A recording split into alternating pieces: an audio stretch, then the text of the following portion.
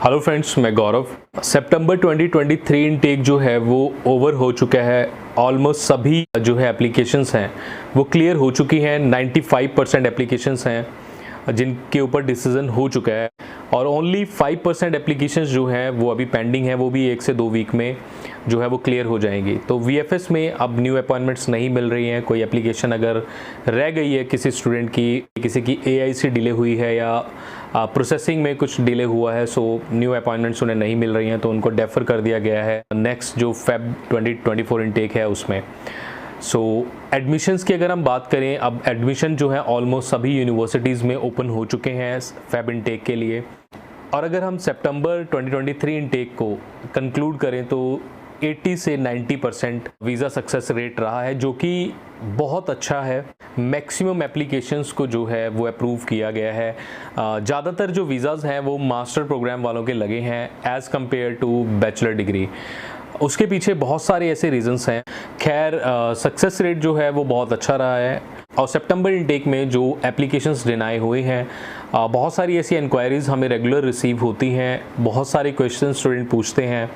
अब जिन स्टूडेंट्स का visa reject हुआ है, ऑब्वियसली उनके दिमाग में बहुत सारे ऐसे क्वेश्चंस घूमते हैं कि किस कारण से रिजेक्ट हुआ होगा, क्या ऐसा रीज़न जो है रहा होगा। तो बहुत सारी ऐसी एप्लीकेशंस अभी हम देख रहे हैं और जो हमने असेसमेंट करने के बाद कुछ ऐसे 3-4 ऐसे पॉइंट्स हमने पकड़े हैं जिनकी जो है बेसिस पे जो है एम्बेसी ने वीज़ाज डिनाई किए हैं। सो आने वाला जो इनटेक है फरवरी 2024 इनटेक, सेम चीज़ें एप्लीकेबल होंगी आने वाले इनटेक में भी। सो आपको किन किन चीज़ों का ध्यान रखना है फेब इनटेक में, ताकि आपका जो वीज़ा है वो डिनाई ना हो, आपको वीज़ा इजीली मिल पाए। सो वो आज मैं आपसे डिस्कस करूंगा। और एक मेजर इंक्वायरी है बहुत सारे ऐसे स्टूडेंट्स की जिनके वीज़ाज़ जो हैं वो डिनाई हुए हैं। सो वो भी आज हम डिस्कस करेंगे। स्टूडेंट्स हमसे पूछ रहे हैं कि हमारा अगर वीज़ा डिनाई हुआ है, सो हम अगर नेक्स्ट इनटेक में अप्लाई करते हैं तो हमारी जो प्रीवियस रिफ्यूज़ल है, जो वीज़ा डिनाई हुआ है, उसका कितना इम्पैक्ट पड़ेगा, क्या हमें वीज़ा लेने में नेक्स्ट इनटेक में प्रॉब्लम आएगी या नहीं आएगी।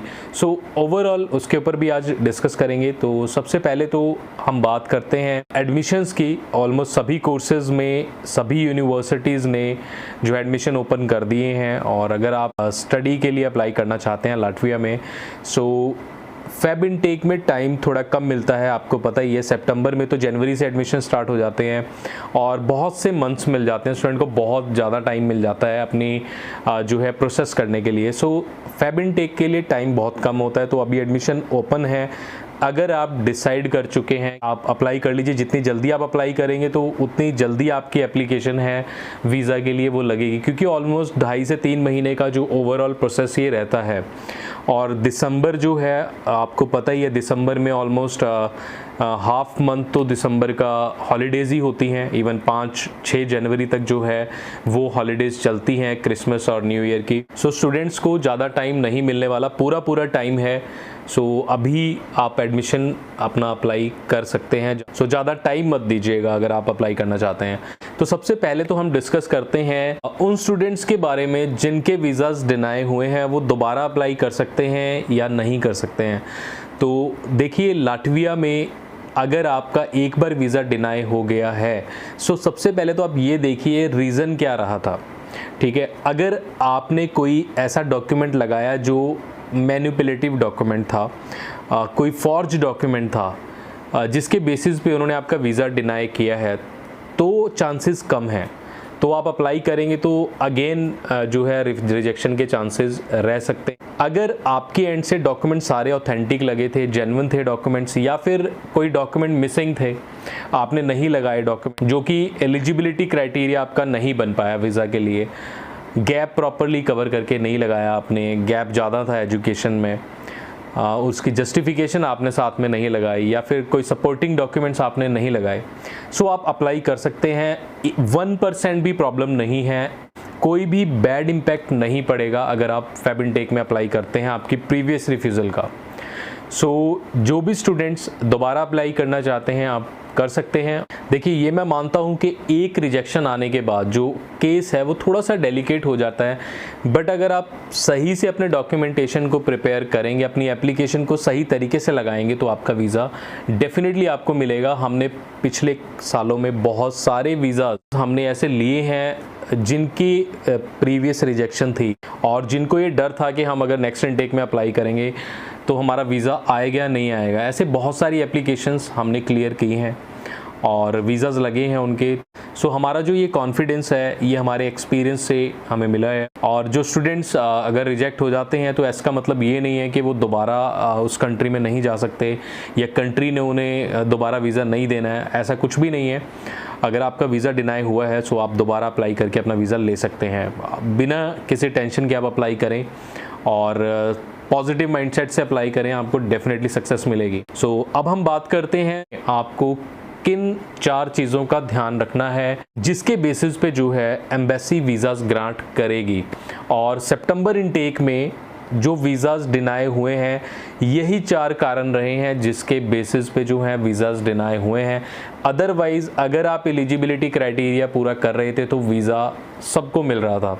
70 से 80% सक्सेस रेट, मतलब अगर 100 एप्लीकेशंस लगी हैं तो 70 से 80 वीज़ाज़ आए हैं और ये जो रेशो है ये बहुत अच्छा रेशो होता है। बट अगर हम बात करते हैं लाटविया की, जो ये कंट्रीज़ हैं बाल्टिक जो नेशंस हैं, लाटविया, लिथुआनिया, एस्टोनिया, ये जो कंट्रीज़ हैं यहाँ का जो सक्सेस रेट है वो मोर देन 90% रहा है ऑलवेज। हमारे एंड से ही कोई ऐसी मिस्टेक हो जाती है जिसकी वजह से जो है एम्बेसी को हमारी एप्लीकेशन को डिनाई करना पड़ता है। सो आपको किन सब चीज़ों का ध्यान रखना है। देखिए लाटविया जो है फेब इनटेक में सिर्फ उन्हीं स्टूडेंट्स को वीज़ा देगी जो एलिजिबल होंगे और जो उनका एलिजिबिलिटी क्राइटेरिया है वो 4 पॉइंट्स के ऊपर डिपेंड करेगा। तो सबसे पहला जो पॉइंट है आपको जो ध्यान रखना है, अपनी एप्लीकेशन लगाते हैं वीज़ा के लिए तो उसमें बैंक स्टेटमेंट आपको शो करनी होती है, अपने फंड्स आपको शो करने होते हैं। तो अभी जो हमने एप्लीकेशंस देखी हैं जो डिनाई हुई हैं और जो वीज़ाज़ लगे हैं, सिर्फ उन्हीं लोगों को वीज़ा मिला है जहां पर स्टूडेंट ने अपने स्पॉन्सर के जो हैं फंड्स लगाए थे और स्पॉन्सर भी स्टूडेंट के अपने पेरेंट्स या फिर उसके ग्रैंड पेरेंट्स या उसके रियल ब्रदर या सिस्टर। सो ऐसी एप्लीकेशंस को ही वीज़ा मिले हैं। थर्ड पार्टी फंड्स पे वीज़ाज़ रिजेक्ट हुए हैं, बहुत सारे वीज़ाज़ डिनाई हुए हैं और बहुत सारे स्टूडेंट्स ने ये गलती की है कि उन्होंने अपने अकाउंट में फंड्स लगाए हैं। पर्सनल अकाउंट में फ़ंड लगाइए, वो ज़रूर लगाइए, लेकिन जो मेन रिक्वायरमेंट है लाटवियन एम्बेसी की वो ये कहते हैं कि जो आपका स्पॉन्सर है, आपके फादर आपके स्पॉन्सर हैं, तो उनके अकाउंट में आप फ़ंड लगाइए। आपको अपने फ़ंड भी देने हैं, स्टूडेंट ने अपनी बैंक स्टेटमेंट भी लगानी है, तो उसमें आपको ये नहीं है कि आपको 7-8 लाख रुपए शो करना है, उसमें 1 लाख, 2 लाख, 3 लाख जो भी पड़ा है आपका, ठीक है, वो 3 महीने की स्टेटमेंट निकालिए आप, वो भी आप साथ में सबमिट कीजिए। बट अपने जो फंड्स हैं, बैंक स्टेटमेंट है या आपकी कोई एफडी है, कुछ भी आप फंड्स आप लगा रहे हैं तो वो अपने स्पॉन्सर के आप लगाइए। सो ये गलती आपने नेक्स्ट इनटेक में नहीं करनी है, अपने स्पॉन्सर के ही जो हैं वो फंड्स लगाने हैं आपने। और अब हम बढ़ते हैं सेकंड पॉइंट की तरफ। सेकंड जो पॉइंट है वो है गैप अगर आपकी एजुकेशन में है तो उसे कवर करके लगाना है। आप लाटविया में अगर मास्टर प्रोग्राम में अप्लाई कर रहे हैं, so according to Latvian universities वो कहते हैं कि मास्टर्स के लिए हम 5 से 6 साल का गैप ले लेते हैं, बैचलर में 3-4 साल का गैप एक्सेप्टेड है।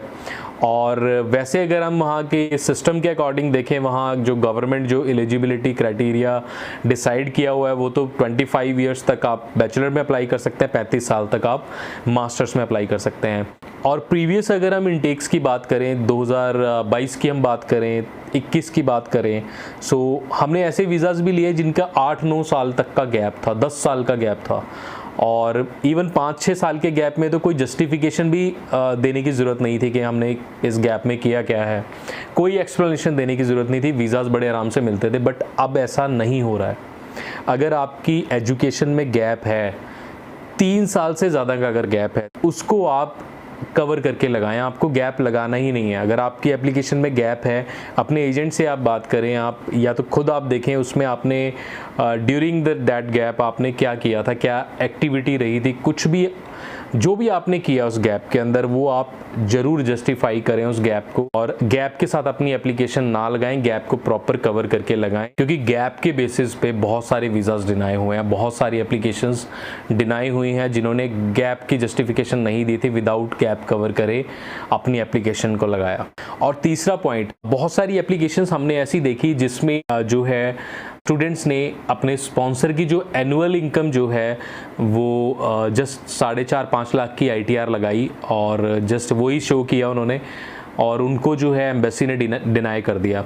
सो आपके स्पॉन्सर की जो इनकम है वो 10 लाख से ज़्यादा होनी चाहिए, इस चीज़ का आपको ध्यान रखना है। अब अगर आपका जो स्पॉन्सर है उसकी इनकम 10 लाख से कम है तो वीज़ा के चांसेस आप मान के चलिए 90% डिनाई होगा visa.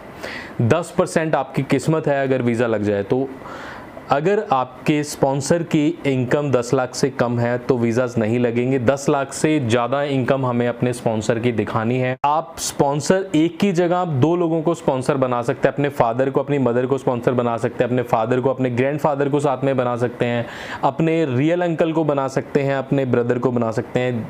That depends on your choice, आपको जो ठीक लगे, ठीक है। लेकिन आपको जो है एनुअल इनकम जो है अपनी फैमिली की, जो आपको सपोर्ट करेंगे जो लोग आपकी फैमिली में, उनकी 10 लाख से ज़्यादा होनी चाहिए। तो इस पॉइंट का आप ध्यान रखें।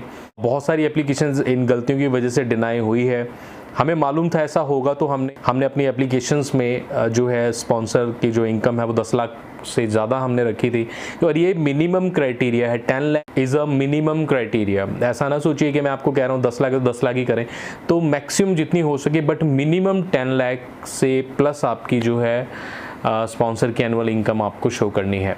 अब 4th पॉइंट पे आने से पहले मैं आपको एक चीज़ बता देता हूँ। बहुत सारी एप्लीकेशंस हमने ऐसी देखी जिसमें ना स्टूडेंट्स ने बहुत सारी गलतियाँ की हुई थी, बहुत सारी मिस्टेक्स थी। एप्लीकेशन फॉर्म वगैरह फिल करने में मिस्टेक है, कवर लेटर नहीं लगा, और डॉक्यूमेंटेशन को लेकर के देखिए स्टूडेंट गलती क्या करता है, और ये बहुत सारे स्टूडेंट ये गलती करते हैं। चेकलिस्ट उन्होंने VFS की साइट से डाउनलोड करी या यूनिवर्सिटी से उन्होंने चेकलिस्ट ली, डॉक्यूमेंट देखे, गूगल पे सर्च करा कि ये चेकलिस्ट है, उसी के अकॉर्डिंग जो अपनी एप्लीकेशन को रेडी किया और लगा लिया।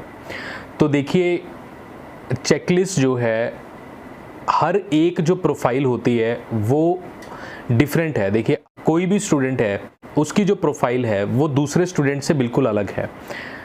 तो चेकलिस्ट है, हमेशा चेकलिस्ट एक कॉमन चेकलिस्ट होती है। आप VFS की साइट पे आप देखेंगे, आप जो चेकलिस्ट डाउनलोड करेंगे आप वहाँ से, या आप यूनिवर्सिटी से जो डॉक्यूमेंट्स की चेकलिस्ट लेंगे, तो वो एक कॉमन चेकलिस्ट है, वो सबके लिए है, but not for you, right.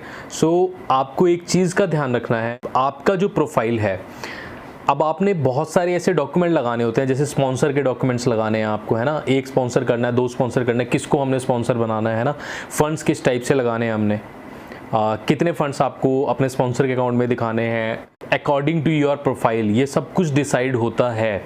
ये असेसमेंट के बाद ये पता लगता है कि कौन से स्टूडेंट को कितने फ़ंड दिखाने पड़ेंगे।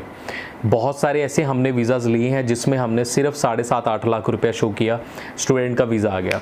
लेकिन कुछ फाइल्स के अंदर हमने 15 लाख 20 लाख तक हमने फ़ंड, 25 लाख तक हमने जो है स्टूडेंट्स के फ़ंड करवाए। मेरे ऐसे कई स्टूडेंट्स हैं, आप मेरे पास आइए मिलिए, मैं आपको दिखाऊंगा। मैंने बहुत सारे स्टूडेंट्स के ऐसे फ़ंड लगवाए हैं जो 20 से 25 लाख फ़ंड लगवाए, तो उनकी प्रोफाइल की डिमांड थी वो, ठीक है।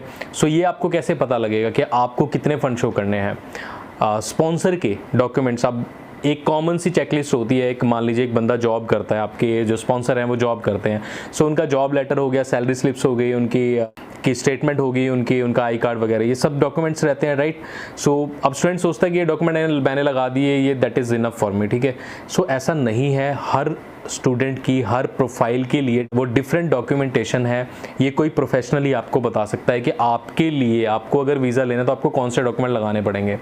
तो ये जस्ट एक तुक्का मारने वाली बात होती है। आपने अपने आप से जो है एप्लीकेशन रेडी की और वो अपने एप्लीकेशन लगा दी, ठीक है, तो वो जस्ट एक तुक्का है। आप श्योर हैं, जो स्टूडेंट खुद से अप्लाई कर रहे हैं, जिन्होंने अप्लाई किया है खुद से, तो आप एक चीज़ आप खुद एक बार सोचिए ज़रा कि आप श्योर हैं अपनी एप्लीकेशन को लेकर के। एक भी स्टूडेंट ऐसा नहीं है जो श्योर होगा। अप्लाई करने के बाद स्टूडेंट के मन में डाउट है, वो डर है, वो वेट कर रहा है कि कब मेरा डिसीजन आए। अब बहुत सारे स्टूडेंट्स के वीज़ाज आए भी हैं, बट मैक्सिमम वीज़ाज डिनाई हुए हैं। जिन स्टूडेंट्स ने खुद से अप्लाई किया है 80% से ऊपर जो है वीज़ाज डिनाई हुए हैं ऐसे स्टूडेंट्स के। मेरी रेगुलर बात होती है, मैं पर्सनली खुद बात करता हूँ, मेरी टीम से जो है रेगुलर कॉल्स आते हैं उन्हें। सो आपने एक चीज़ ध्यान में रखनी है। तो फोर्थ पॉइंट यही है कि मिस्टेक आपको अपने एप्लीकेशन में नहीं करनी है, कोई गलती आपको नहीं करनी है। स्मॉल मिस्टेक से लेकर के बड़ी मिस्टेक्स तक आप जो है स्टूडेंट करते हैं, तो वो आपने नहीं करनी है। कोई भी पॉइंट आपने अपने एप्लीकेशन में ऐसा नहीं छोड़ना है जो वीज़ा ऑफिसर जिसको इशू बनाए और आपकी एप्लीकेशन को डिनाई कर दे, क्योंकि टाइम बहुत सारा इन्वेस्ट होता है, करीबन 3-4 महीने का प्रोसेस रहता है और मनी भी इन्वॉल्व है। आपने पैसा लगाया है, फीस पे की है, इतना कुछ किया है ना, प्रोसेस में इतना पैसा लगा है, आपका डॉक्यूमेंटेशन रेडी करने में लगा है, टाइम लगा है, सब कुछ लगा है। सो ये बहुत इंपॉर्टेंट होता है। तो आप प्लीज़ रिस्क मत लीजिए इस चीज़ में। अगर आप बिल्कुल श्योर हैं कि आपको पूरी नॉलेज है, एक्सपीरियंस है आपके पास, आप डेफिनेटली लगाइए। वैसे तो मैं इन्फॉर्मेशन आपसे रेगुलर शेयर करता रहूँगा स्टूडेंट से, जो है यूट्यूब पे मैं ऑलवेज़ जो है लाटविया स्टूडेंट वीज़ा से रिलेटेड जो है इन्फॉर्मेशन मैं प्रोवाइड करता हूँ। और साइड बाय साइड बहुत सारी ऐसी कंट्रीज़ हम लोग लेकर के आ रहे हैं, जैसे स्टडी इन आइसलैंड, ठीक है, आइसलैंड का स्टूडेंट वीज़ा लेकर के आ रहे हैं, स्वीडन का स्टूडेंट वीज़ा लेकर के आ रहे हैं हम। सो वो भी आपको आने वाले टाइम में जो है टाइम टू टाइम जो है अपडेट मिलेगी। और बहुत अच्छा सक्सेस रेट है, 100% सक्सेस रेट है जो आइसलैंड का है। सो बहुत सारी ऐसी कंट्रीज़ यूरोप में हम लोग कवर करेंगे आने वाले टाइम में। सो ऑलवेज़ एक कोशिश हमारी ये रहती है कि जितने भी हमारे जो क्लाइंट्स होते हैं, हमारे जो स्टूडेंट्स होते हैं, हम अपना जो है 100% दें आपके एप्लीकेशन में। अच्छे से असेसमेंट करते हैं हम लोग एप्लीकेशन को और बिल्कुल जो है एक्यूरेसी के साथ 100% एफर्ट के साथ हम एप्लीकेशन डालते हैं। और इसीलिए जो सक्सेस रेट है अभी तक हमारा 90% के आसपास सक्सेस रेट रहा है। बट ऑलवेज़ हमारी ये कोशिश रहती है कि हमारा जो सक्सेस रेट है वो 100% हो और हम 100% एफर्ट डालते हैं आपकी एप्लीकेशन को अप्रूव कराने में। सो अगर आपकी कोई भी इंक्वायरी लाटविया स्टूडेंट वीज़ा से रिलेटेड है, अगर आप अप्लाई करना चाहते हैं अपकमिंग इनटेक में फेब 2024 में, तो आप दिए गए नंबरों पे हमें कॉल कर सकते हैं।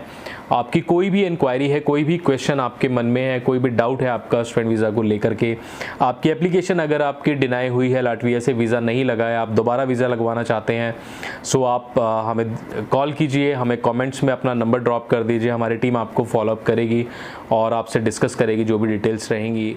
So thank you so much, all the very best.